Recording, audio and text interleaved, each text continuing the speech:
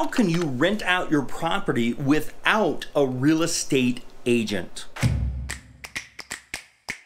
All right, guys, we're going to talk about renting and agents here. But first off, thank you for this question. If you've got a question like this you'd like to have me answer, all you've got to do is just type it in the comments below, and I'll create a video like this for you and for all of our other amazing subscribers. So here's the deal, guys. You do not have to be a real estate agent to rent your property. That's not a requirement. You can rent your property without one. And as a matter of fact, I don't recommend working with an agent for rental properties unless it's outside of the state where you live, because you need to have a reference. You need to have people for contractors and handymen and that type of stuff. And you've got to always be looking for new people, and you've got to have those guys on hand. So if you don't have that and you are too far away, it may be interesting to work with a real estate agent. But that said, I worry with real estate agents, and here's the reason why. There's just not a lot of money in being a property manager. So property managers typically charge anywhere between 5 and 10%.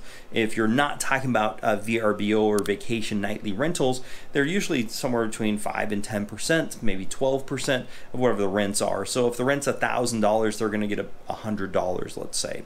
They're also going to charge a fee every time they find a new tenant.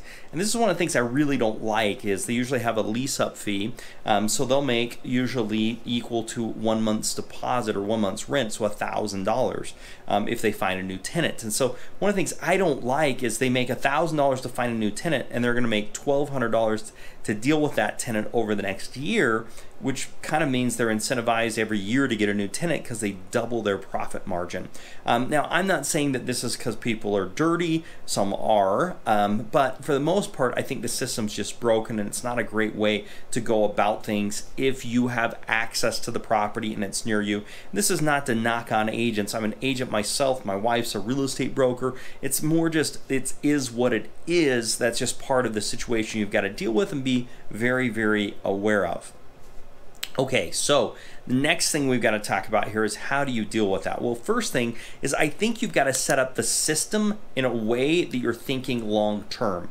Most people, when they do rental properties, they think short term. And so my philosophy is long-term tenants. And so when I'm talking about long-term tenants, I'm talking about tenants staying on average 5 years or more. Now, part of that starts with finding the properties where tenants are going to want to stay 5 years or more. If you're dealing with little condos, a one-bedroom condo or something like that, you're going to have a much more difficult time getting that person to stay on a 5-year or longer period of time. However, if you're dealing with kind of your mid-level properties where people can have a couple of kids, a yard and a garage, in my area, a 4-bedroom, 2-bathroom with a carport or a garage is a great property where I can get people to stay long-term. So how do I get them to stay long-term is I tell them I am only in the business of long-term rentals. Long-term for me is you stay here for your lifetime and then your kids take over your lease. That's what I say to people, but I say that tongue-in-cheek.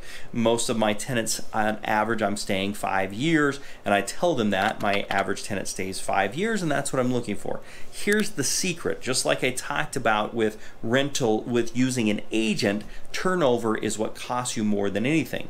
Because not just you have to pay that agent to find a new tenant, you typically have to clean the property, do some paint, some maintenance, and during that time you don't get any rents. So I have flipped this whole thing on its head, and what I'm basically saying is, hey, I am going to rent the property for a little bit less than what going rents are.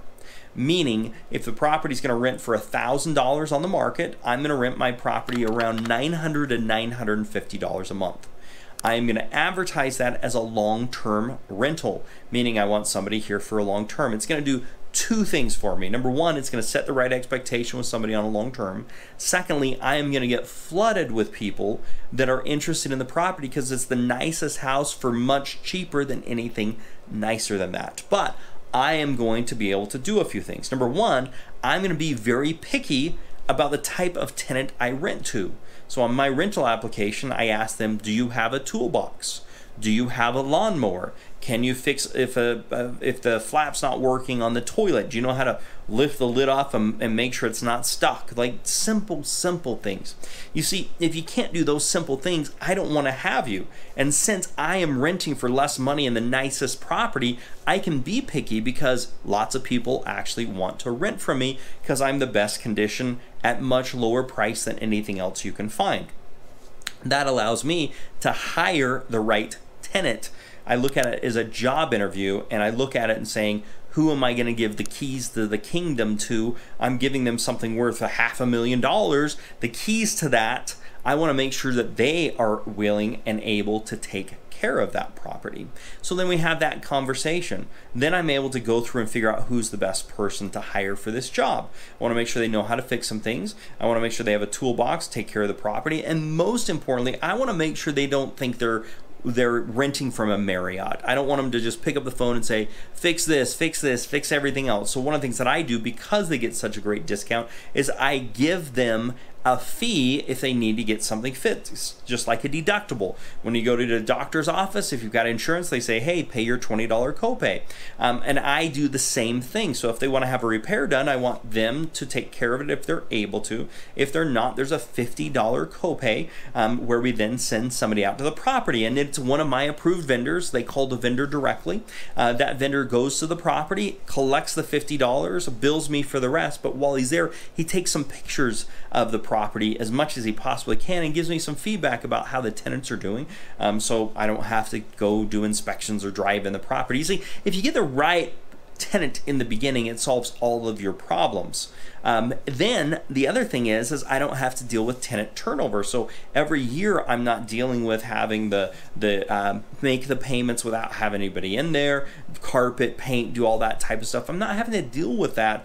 And when they do want to move, that tenant helps show the property when I advertise. So I'll advertise, people will call my tenant will show the property to the new person, and we give them an incentive to do that. Now, I'm getting way deep into my rental property management strategy. It works really well, but what I want to make sure is that you hit that thumbs up button, and if you're not a subscriber, please consider subscribing now. So I don't want to get really deep into this, but what I do want to say is I'm doing all of that without being without an agent. I'm not acting even as my own agent. I guess I technically am, but you don't need an agent to set up a system like I'm just describing. What you need is just to think a little bit differently and do things differently. It will save you so much money in the long run. Now, am I increasing rents? I am not increasing rents for the first 2 years, but after that I am increasing rents, but I'm still always going to be $50 to $100 less than what market is, and I'm going to be the nicest property. Doing that is going to put more money in your pocket because you won't have the repairs, you won't have the tenant turnover or anything else like that. Now, if you're interested in rental properties, one of the things you're going to want is our rental calculator. I put together a calculator to help you determine what makes a good rental and what does not. If you'd like to get a copy of that, all you've got to do is text me your email address. Just text me at 435-294-0433 your email address, and I'll send you a copy of my rental calculator absolutely free.